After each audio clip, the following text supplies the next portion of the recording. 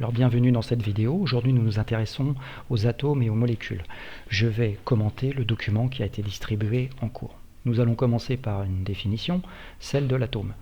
L'atome, il s'agit de petits grains de matière qui composent tout ce qui nous entoure. Quand je dis tout ce qui nous entoure, ça inclut l'être humain, le corps humain, l'ordinateur que tu utilises peut-être en ce moment pour regarder cette vidéo, la Terre et de manière générale l'ensemble de l'univers tout autour de nous. Alors des atomes, il en existe un certain nombre, 118 catégories, 118 types d'atomes existent dans la nature. Le chimiste les a regroupés au sein d'un grand tableau que l'on retrouve dans toutes les salles de sciences et que l'on appelle la classification périodique. Nous allons regarder un petit peu dans le détail.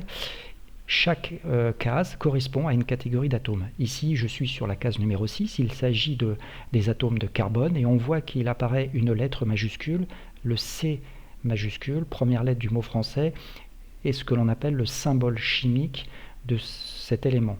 Si je me déplace dans le tableau, je vais sur la case numéro 26 et cette fois-ci, il s'agit d'une case concernant la famille des atomes de fer. Alors en ce qui concerne l'atome de fer, son symbole chimique c'est un F majuscule assorti d'un E minuscule. On est dans le cas ici particulier où les premières lettres, les symboles chimiques correspondent aux premières lettres des mots français, mais ce n'est pas toujours le cas. Si par exemple on se dirige vers la case numéro 79, nous avons ici affaire à l'élément chimique or et on s'aperçoit ici que le symbole c'est un A majuscule avec un U minuscule parce que en latin l'or se dit aurum. Donc il faut faire attention, ce n'est pas toujours au niveau des symboles les premières lettres des mots français. En ce qui concerne donc les atomes, ils possèdent tous un nom, ils possèdent un symbole chimique et on les représente par des sphères colorées. Par exemple, ici, l'atome de carbone est représenté par une sphère de couleur noire, l'atome d'hydrogène par une sphère de couleur blanche, l'atome d'oxygène par une sphère de couleur rouge et l'atome d'azote par une sphère de couleur bleue. Alors, il est à noter que les atomes n'appartiennent pas au monde du vivant, c'est-à-dire qu'ils ne meurent pas et ne sont pas capables de se reproduire. C'est de la matière, c'est inerte. Ça compose tout ce qui nous entoure et en particulier le corps humain. Alors, en ce qui concerne le corps humain, eh bien, nous allons voyager au cœur de la matière et procéder en fait ici à un voyage dans le monde de l'infiniment petit parce que les atomes ne sont pas visibles à l'œil nu.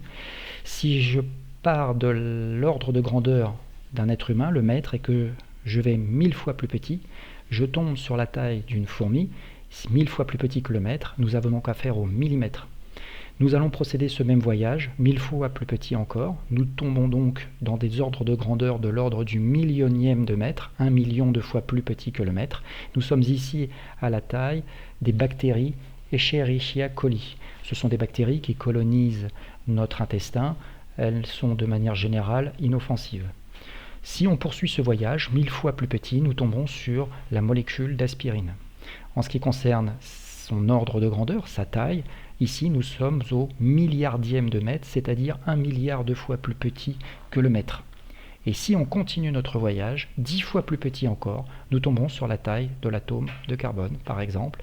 Et ici nous sommes à 10 moins 10 mètres, c'est-à-dire 10 milliardièmes de mètre.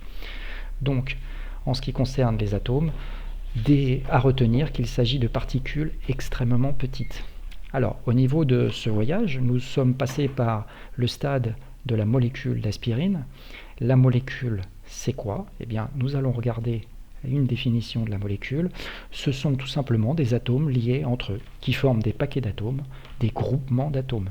Alors, nous avons ici sur le document l'ensemble des molécules que nous rencontrerons en classe de 4e et qu'il nous faut connaître. Nous allons donc nous intéresser à leur structure. Ici, nous sommes sur une applette Java de Gaston Gastebois qui nous permet en fait de faire pivoter et de regarder en 3D ces molécules. Alors ici, nous avons deux sphères rouges, c'est-à-dire deux atomes d'oxygène liés l'un à l'autre, et la formule chimique de cette molécule sera O2. Une formule chimique renseigne toujours sur le type d'atome présent et sur les quantités présentes. Alors, nous allons regarder dans le détail, par exemple, la molécule d'eau.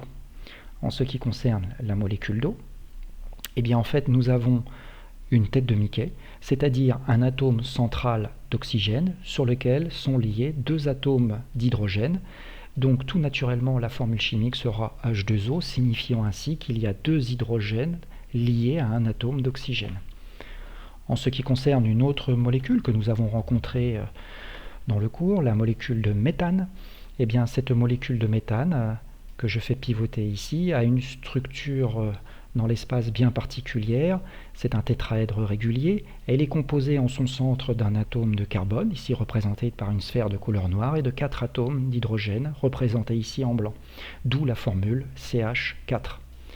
En ce qui concerne la dernière molécule qui nous intéressera au niveau de la vidéo, le butane, présent par exemple dans les briquets, et bien en fait ici la molécule de butane à l'image est une molécule un peu plus complexe, dans le sens où elle possède un nombre d'atomes plus important et une disposition spatiale bien particulière. Alors ici nous avons donc 4 atomes de carbone, représentés ici en noir, associés à 10 atomes d'hydrogène, d'où la formule chimique C4H10. Donc en ce qui concerne cette vidéo, ce qu'il faut retenir, c'est que la matière qui nous entoure est composée de ces petits grains de matière que l'on appelle les atomes, qu'ils peuvent se regrouper entre eux pour former des molécules, et que la taille et les dimensions des atomes et des molécules, ce sont des dimensions extrêmement petites, de l'ordre du milliardième de mètre. Voilà, j'espère que cette vidéo sera utile, et je te dis à une prochaine fois.